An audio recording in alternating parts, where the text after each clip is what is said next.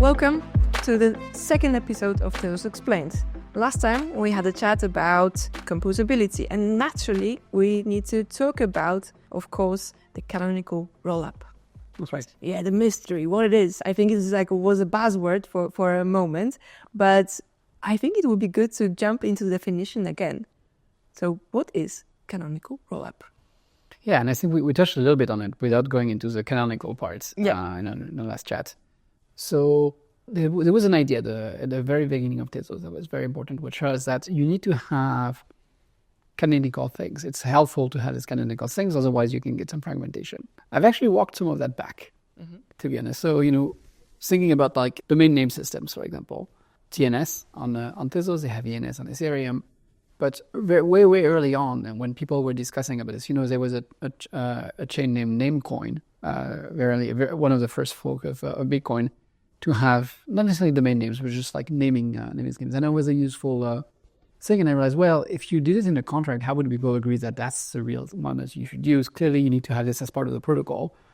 And in practice, I think if you have just any contract that's potentially successful, then in practice it'll become almost canonical and it'll just be adopted. So you have this kind of de facto canonization without necessarily having to have the whole governance process around it. Also, it can be useful, I think, if you sometimes you can get stuck in a bad equilibrium if the thing that everyone uses is has been canonized and now you're all dependent on the system. So for example, for some reason, I think all the NFTs on Solana are dependent on this one project which has a multi-sig. So there's a small multi-sig only on all the NFT on Solana, and that's just like bad equilibrium type of situation, and that's why you want to have this type of governance. Anyway, canonical means it's special with respect to the protocol, that it's a default. And it's important if you want to avoid some fragmentation. So again, now we were seeing some fragmentation of the L2 system on Ethereum, which is not to say you shouldn't have an open L2 system. I think anyone who wants to create an L2 should be able to create an L2. But you should also say, look, if you want to create your L2 for such and such application, go for it. But for everyone else who needs a shelling point or a default to go to, let's all agree that this is a default. This is where you put your applications.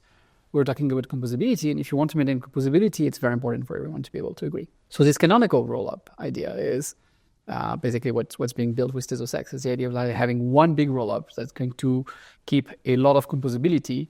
And the idea is that, look, it's the main track of the conference. If you want to be on the main track, if you're just wondering, where should I go? I just want my application to interact with as many other applications as possible, this is where you go. If you have different requirements, you want to run an app rollup, you want something a little different, more custom, okay, you can go on a side track, but this is the main track. And having a canonical rollup also brings you more benefits, and some of them are a little subtle, but the fact that it's not just a smart contract, it's really an extension of the network. It's a part of the protocol. Mm-hmm. And one of the things it changes in very concretely is around forking. So in the early days of Ethereum, very early days, they had a popular contract called the DAO. The DAO was hacked. There was a lot of money in there. It was the early days. And so some of the teams around Ethereum made the decision of, let's just fork the protocol to undo the hack. The decision has been analyzed to death. I don't think in the long run it matters all that much. But at the time, it's a choice that they made. And then they made different choices. So, for example, when their competitor Parity lost hundreds of millions in their wallets, then they didn't fork to protect it. There's a question now, which is there's a lot of systematically important things for Ethereum on Arbitrum, on Optimism, on other protocols. And those are very much single smart contracts. On Ethereum, if there's a hack of the smart contract, so because a lot of them have keys out there. So notably, not exactly an L2, but there was a bridged Ethereum deployment for Axie Infinity, where the keys were hacked. I think 600 million were stolen. Yeah. There was no fork to protect against that. There's billions in a similar bridge for Polygon. I don't think Ethereum will fork to protect Polygon. I also don't think Ethereum today would fork to protect Arbitrum. Forking, I think forking, it's completely discretionary in a sense of we're going to protect these contracts and on that contract is not a level of discretion that you want to have in a protocol. However, it's understood that every protocol will fork to protect itself, the core logic of the system. That has happened to Bitcoin, that has happened to Ethereum. It has happened to Tezos. We've had this user activity upgrade for issues. and it's fine. I think you have to take an extreme ideological stance to like somehow make the argument that it's not. Obviously, if you have a bug in the logic of the protocol, you're going to fork it. And it's a very, very powerful primitive. And the thing in the last chat we were talking about the downside, the downside of the honest majority argument. Yeah. And one of the neat thing about reducing as much as possible how you depend on a honest majority is that if all you have is consensus risk, you can fork out of that problem. And this is where proof of stake is great. Because proof of stake ultimately say, look, if someone attacks a protocol, if somehow they manage to do this collusion and so on and so forth, they'll have some disruption.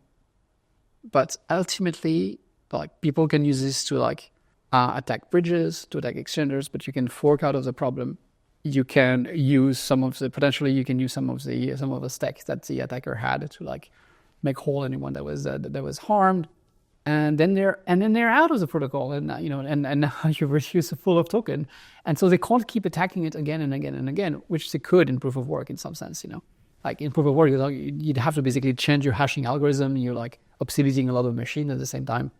From this perspective, you have a lot of benefit in having this thing. It's not a weapon you want to wield very often, but it's a very powerful weapon. Having an enshrined rollup and a canonical rollup, it means that if there's a problem in a rollup, and of course you don't want to have problem, you want all your code to be perfect, you want all your code to be proven. But in practice, mistakes happen. Yeah. And knowing that this is going to be one piece with the protocol, it's a part of the protocol. It's not just some project here. There's solidarity essentially between the main chain and this chain. That's huge. It's especially true if you want to use your knowledge proofs, for example, where the possibility of bug is even higher because you have all this complexity around circuits. So that's I think it's a huge deal to have this notion of canonicity. That's quite interesting in terms of, let's say, save people from thinking it's one single point of failure, for example. And forking is of course the way, yeah. But when it comes to security itself, canonical rollup is one to rule them all, let's say. Well, I don't like this expression because it's a bit ominous, right? Yeah. You want this to be a tool of freedom and empowerment, not a actually, yes. Not a way to gather the orcs. Yeah, I was always I think about canonical rollup as a Lord of the Rings. No, it's not about what it does to others. Think of it more of you have a big town hall and everyone comes to the town hall because that's the natural place to go.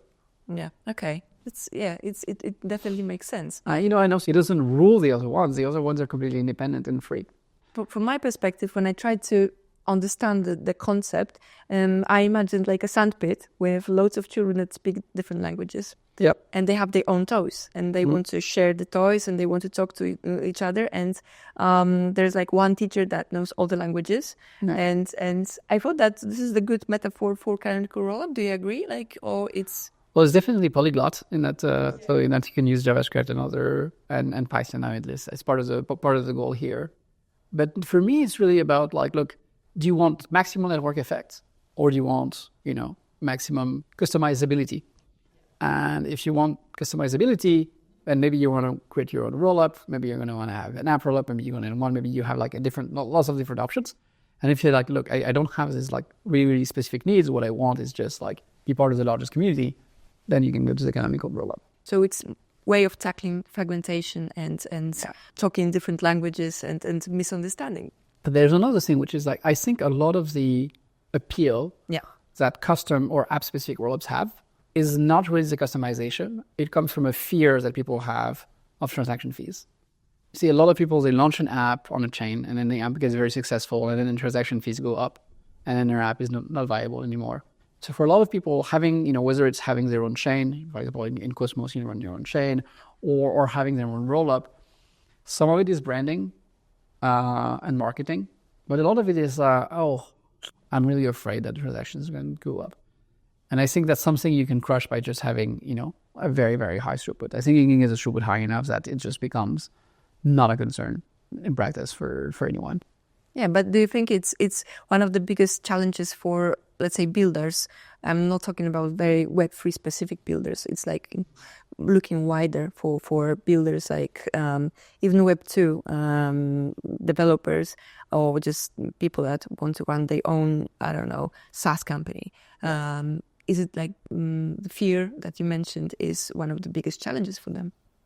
Yeah, I think fear of transactions, sometimes the desire for control, but in practice, when people do custom things in practice, oftentimes they just fork exactly an EVM style chain without much customization. Yeah. Back in 2017, I wrote this blog post about scaling with zero knowledge proof. And today it's all the rage, right? Everyone's talking about ZK rollups, validity rollups. And at the same time, I'm kind of now going in a kind of counter and saying, no, we really want optimistic rollup. And the reason for that is specifically that the cost of proving the ZK rollup is still humongous. It's like 2 or 3 orders of magnitude at least larger than just running code. You can do it quickly if you have 2 or 3 or more computers lying around. But then it gets even if we're saying well, we don't have an honest measurability assumption, that's still a lot of compute that someone has to maintain, a lot of cost. And it means that people are building these custom solutions as opposed to saying whatever function that I need, I'm just going to compile it. So if you want to maintain again that composability, if you want everyone to be able to comment and say oh, I have these different computing requirements, you need a platform that's very, very generic, but also very, very fast, so that you don't worry too much about the overhead of compilation or any other overhead of proving. Hence optimistic rollup, hence being able to open too many programming languages. That's how you bring everyone in. Okay, so it sounds very, very futuristic, but futurist now, yeah? So we mentioned in the previous episode that one of the biggest challenges is building it. So when is the question? Oh boy. When are we ready? No pressure there, absolutely. When it's ready. Yeah. Perhaps earlier than it's ready, actually. I think we've erred oftentimes on the side of not really, releasing things when they're done or close to dawn. And so I think here we're having more of a phase rollout, right? So you could see Etherlink is the first piece of that. Another piece that's coming is Tezlink, which is basically Tezos compatible L2. And you don't need to run it in the same environment exactly as Etherlink. I think one of the ideas originally is to run it with the same on the same node, but as 2 separate processes, which doesn't give you full composability between contracts, but gives you instant asset transfers between the two, which is for nice first step. We have, of course, Jstz, which can be standalone for a while and then kind of join that supports JavaScript. The idea is we build these different pieces which are useful in their own rights today, they can solve problems that people have today, and then progressively kind of get them together. So there's a nice roadmap document on the Tezos.com website that you can see the proposed roadmap for Tezos X, and they are indicative times on there. Obviously, there's always massive uncertainty around these things. In both ways, sometimes you have happy surprises, but really it's a progressive rollout where we roll different modules which are useful, and then put them together until we have this big rollup. Yes, I think it's one of the outcomes of previous conversation is that we are constantly evolving, and because software is never finished. When I started building software myself, I thought it's it's let's say Lego instruction. So you have piece by piece, you collect everything that is there, and then you have a masterpiece. Yeah. But with building technology is never finished. It can evolve. The concepts can change, but the very strong direction is there. I'm nodding because that's I think one of the original impetus for Tezos is the fact that software is never finished, and realizing that some of the most influential people in the Bitcoin community as early as 2013 were of the opinion that Bitcoin was finished. Yeah. And there was never going to be anything else. And the argument is well, there can't be anything else, because if we added anything else, then anyone could put in anything, and then that could be bad. And I said, well, that's a valid point. You don't want, you don't want people to be able to change the protocol willy-nilly. That's too important. At the same time, like you said, software is never finished. So how do you reconcile those two positions? And the only way to reconcile it is some form of on-chain governance. Yeah, absolutely. And this is what is the key to survive? I think this is the evolution, yeah? Blockchain as technology was given to people to just, play around it, to start something and spark that creativity. Is Canonical Rollup let's say, it's not the finish line? Do you think about something on top of it? Is there anything else, next evolution of Tezos? Well, you'll never know what will come up. So first of all, there could be incremental improvement to Tezos X. You could always improve the throughput, optimize it. So there's it's more of this polishing and polishing and polishing. So you could improve it in several ways. One, without improving any functionality. you could make it faster. You could make it safer. In the extreme, you could just basically go out and decide to, prove the entirety of the code base, which will be very expensive now. But I do expect that automated theorem proving is going to get a lot cheaper in the next coming years, because it's something that AI can be very, very good at. The reason being that, the ways in which AI is weak today is that sometimes it produces nonsense. But the nice thing with proof is that you have a very cheap way of checking whether or not it's nonsense. So I think the cost of verifying software is going to go down tremendously, which paradoxically means you shouldn't waste time verifying software today. You should wait until it's going to get a lot cheaper and just build it for now. You could also extend functionality, so you could support more languages. All of that is at a little bit at the edges. Among the more radical things that could happen, if the cost of zero-knowledge proofs goes down sufficiently, turn this thing entirely into zero-knowledge base or validity type of style of rollups. Privacy, I think, pushing privacy and strategically, you'd probably want to wait until the legal background is stronger before you want to do this. There's value in not being the first penguin. I think I have a list of I bet you have. Nice to have. I think extending the functionality that you get out of the Baker's validators. If you can have a machine that will easily run multi-party computation, that's a nice thing to add. I agree with you that it's not finished, but a big chunk has been completed if we can do that. Good. I'm happy, and I'm happy to be part of this. And thank you for this episode. Thank you. Stay tuned for more, and I hope to see you and speak to you soon. Likewise. Thank you.